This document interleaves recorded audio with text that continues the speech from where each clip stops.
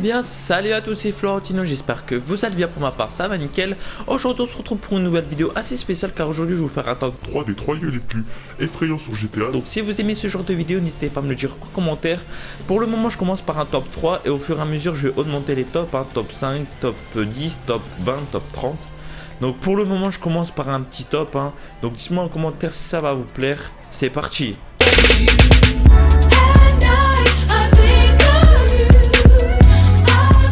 À la première place, on se retrouve à côté de l'aérodrome de Trevor, donc ça se situe juste ici.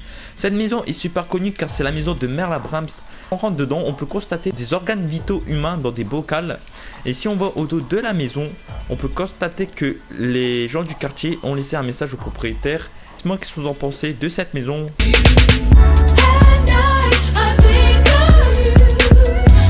À la deuxième place, on se retrouve à côté de l'autoroute, donc ça se situe juste ici.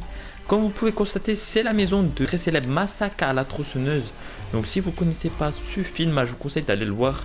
Donc je vais juste vous raconter l'histoire de ce film, c'est d'aller vraiment le voir. Ce film, franchement, il fait salement peur. Donc c'est dès qu'on a 18 ans. Et donc il se fait recueillir par une famille de cannibales. Donc ils ont décidé de lui offrir une tronçonneuse. Et puis depuis ce temps-là, il tue ces gens au Texas à la tronçonneuse. Donc il découpe les visages de ses victimes et il se les met sur lui, donc il se les met sur son propre visage. Donc dites-moi en commentaire ce que vous en pensez de cette maison. Franchement celle-là c'est ma préférée dans le top.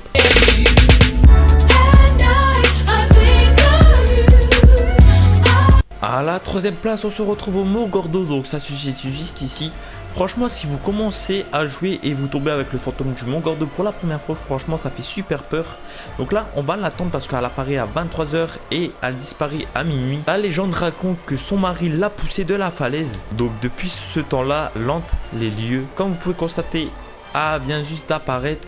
Donc celle-là c'est ma pote, donc c'est ma future femme. Franchement elle fait super peur, Franchement quand tu tombes nez avec ça pour la première fois de ta vie, carrément on dirait la dame blanche. Juste en bas de ses pieds il y a une écriture, donc je sais pas que ça veut dire. Donc voilà le fantôme du Mogordo. Qu'est-ce que vous en pensez dans les commentaires?